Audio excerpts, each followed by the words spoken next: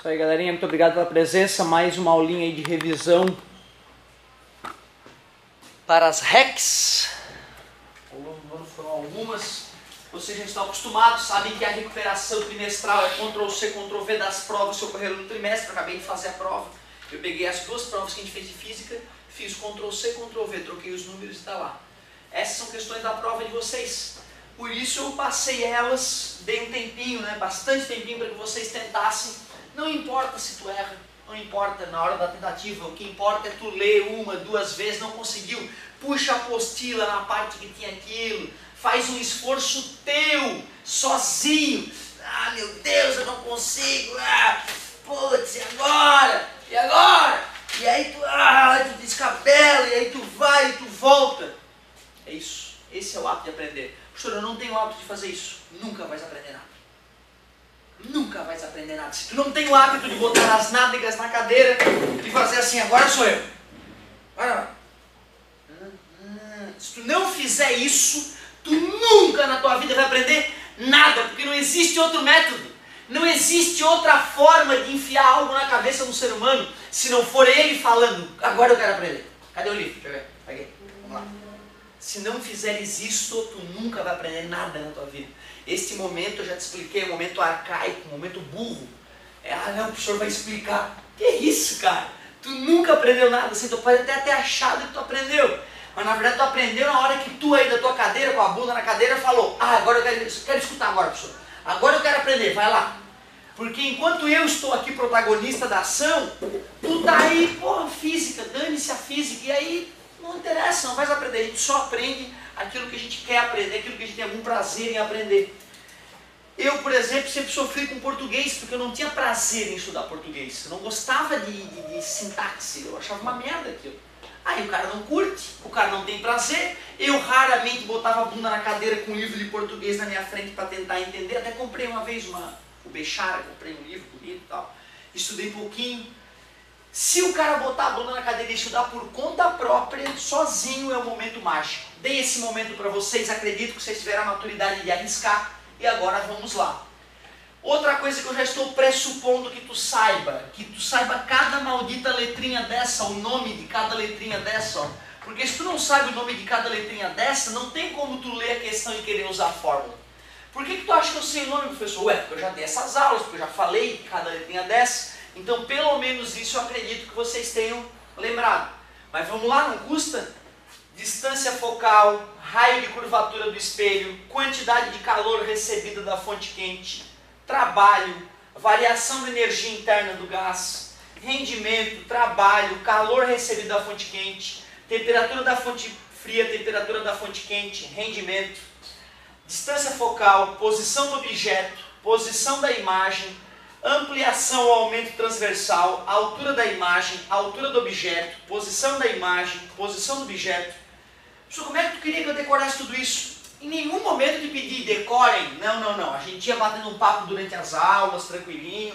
E cada letrinha dessa foi aparecendo no seu tempo, no seu momento, na sua aula. Aí teve tarefinha para fazer, corrigimos exercício em sala. Então teve tempo. Se o cara não se dedicou, aí parece agora do dia para a noite tem que saber o mundo todo, né? Mas não é isso, na verdade isso aí tudo foi falado aos poucos. Uma questãozinha que vai cair na prova. Olha só que bonitinha essa questão. E olha cara, olha como vai ser fácil tu conseguir essa questão. Acredita, cara. As aulas a gente dá para tentar mostrar de onde é que vem as coisas, tal, vai muito além. Na hora de fazer exercício, tudo bobinho. Uma máquina térmica recebe 100.000 joules de calor. Com o dia a dia, o aluno tem que ter entendido que esse calor que uma máquina recebe, a gente representa por quê? De quantidade de calor. E realiza um trabalho, quando uma máquina realiza trabalho, quer dizer que o gás se expandiu. O trabalho é positivo. Se fosse sofreu, seria negativo o trabalho. W de work, joules. O que ele pede? Determine a variação da energia interna. É só usar a primeira lei da termodinâmica, ó. Q é igual a W mais ΔU. Já que a quantidade de calor são 100.000 joules e o trabalho é 30.000, tu calcula a variação de energia interna. Mais, passar para lá, menos. Tinha 100.000, gastei 30.000, 70.000.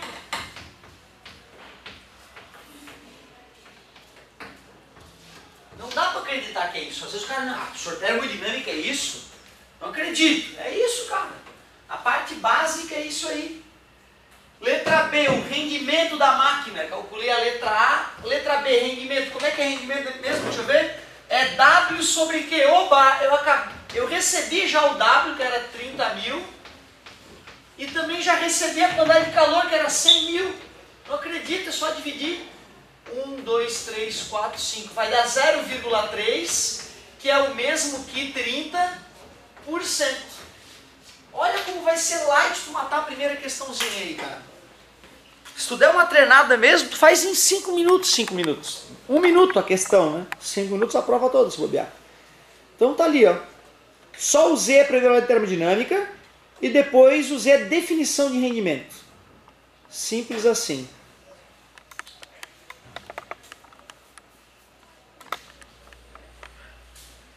Vamos continuando. Questão 2, famosa questão sobre a máquina de Carnot. Uma máquina de Carnot opera entre uma fonte quente a 627 graus Celsius e uma fonte fria a 127 graus Celsius. Sabendo que o calor da fonte quente é 20.000 joules, calcule. De novo, está perguntando o rendimento mais uma vez. O aluno, de repente, estimulado pela primeira questão, pode acreditar que para calcular a letra A ali, ele vai usar a mesma fórmula do rendimento anterior. Só que aí ele vai perceber, poxa, eu só tenho o Q, eu não tenho o W. Ah, e agora? Muitos alunos, numa hora dessa, apavoram se não continuam. Tu tem que ter calma, né, pô? Se tem duas formas de rendimento, tentou uma e não funcionou, tenta outra, pô. Só são duas. Uma não funcionou, tenta outra. Então, olha lá que beleza. Ele falou a temperatura da fonte fria e ele falou a temperatura da fonte quente. E a segunda forma de rendimento tem justamente a temperatura da fonte fria e a temperatura da fonte quente. O problema é que eu forneci essas temperaturas em graus Celsius e eu insisti para vocês que é em Kelvin. Kelvin! Então vamos pegar os 627 graus Celsius, somar 273 para obter 900 Kelvin. Vamos pegar os 127 graus Celsius, somar 273 para obter 400 Kelvin. Agora que está em Kelvin, eu posso jogar na fórmula do rendimento de Carnot. 400 é a temperatura da fonte fria, 900 é a temperatura da fonte quente. Corta os zerinhos, 9 sobre 9 menos 4 sobre 9 é 5 sobre 9. Esse é o rendimento. Quer passar para porcentagem? Daria 0,5555, ou seja, um rendimento de 55,555% aproximadamente. Então a letra A parecia com a mesma fórmula da anterior, mas não, tive que usar outra fórmula do rendimento. E olha só a pergunta da letra B dessa questão. O cara fala: sabendo que o calor da fonte quente é 20.000 joules, calcule o rendimento. Já foi. Letra B, o trabalho. Poxa, ele quer o W. Na primeira fórmula que eu tentei usar, a fórmula original de rendimento, falava que rendimento é W, trabalho, sobre quantidade de calor. Eu sei o que e eu acabei de calcular o rendimento. Então eu posso usar essa fórmula para calcular o W. Para não usar uma dízima periódica no rendimento, 0,5555, eu vou usar a fração, ó, 5 nonos. O trabalho eu quero saber e o calor recebido, 20.000. Está dividindo, passa multiplicando, 5 vezes 20.000 dá 100.000. Então fica 100.000 sobre 9. Dá 11.111,111 joules. Então tá aí, questão 1 e questão 2, revisãozinha de termodinâmica. Por que ele ficou 5 sobre 9? Boa, garota, isso é importante, isso é importante. Olha só, galera, isso é uma coisa que meus professores me ensinaram, mas eu fui aprender isso depois de velho, tu vê. Eu sempre que ia fazer essa conta ali, ó, 1 menos 4 nonos, eu tirava o MMC, dividia pelo de baixo, multiplicava pelo de cima. Certo? Tirei o MMC, dividi pelo de baixo, multipliquei pelo de cima. Só que tu vê, eu fazia essa regra mágica sem saber o que eu estava fazendo. Aí um dia o professor chegou e falou para mim assim, ó, no meio de uma aula. Era uma aula de outra coisa, não era aula de fração, mas no meio da aula ele chegou e falou o seguinte, ó. 1 menos 4 nonos, pessoal, quando eu vou fazer uma subtração de fração e o 1 está envolvido, é maravilhoso. Porque o 1, eu posso imaginar o 1 como uma fração que eu quiser. 9 sobre 9, 1000 sobre 1000, 1 milhão sobre 1 milhão, tudo isso é 1. Tudo bem? Então, já que eu queria uma fração com o denominador 9, eu imagino no lugar do 1, 9 sobre 9. Menos 4 sobre 9, que é 5 sobre 9.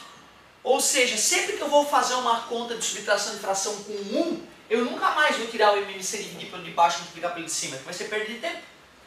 Não entendi ainda, professor. Vamos de novo. 1 menos 3 sétimos. Como é que eu faço essa conta? 7 sétimos menos 3 sétimos, que dá quanto? 4 sétimos. Tá vendo? Aí o cara faz de cabeça a subtração de fração. Beleza? Foi o que eu fiz ali. 1 menos 5, 4 nonos, eu pensei 9 nonos menos 4 nonos, 5 nonos. Beleza? Isso não é nada, ganhei alguns minutinhos sempre que for subtrair.